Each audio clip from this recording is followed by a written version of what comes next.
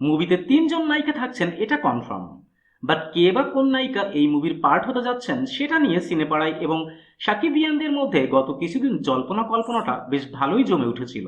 আর এই জল্পনা কল্পনার অবসান ঘটিয়ে আজ এসে গেল মুভির ৩ নায়িকার ফাইনাল কাস্টিং। বাট এখানেও একটা টুইস্ট আছে, কেউ শত চেষ্টা করেও পায় না আর কেউ একবার চাইলেই পেয়ে যায়। মুভিতে বাংলাদেশ থেকে যে নায়িকা থাকছেন তার ক্ষেত্রে অনেকটা এরকমই হয়েছে। ৪ মাস আগে পুরস্কারের মঞ্চে শাকিব খানের সঙ্গে কাজের ইচ্ছা প্রকাশ করেছিলেন অভিনেত্রী তাসনিয়া ফারিন। এবার সেই স্বপ্ন বাস্তবে রূপ নিচ্ছে।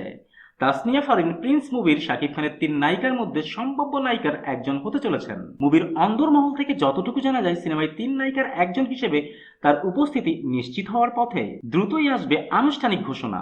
এটি তার প্রথম বড় পর্দার চলচ্চিত্র, যেখানে তার অপোজিটে থাকছেন মেগা সুপারস্টার শাকিব খান।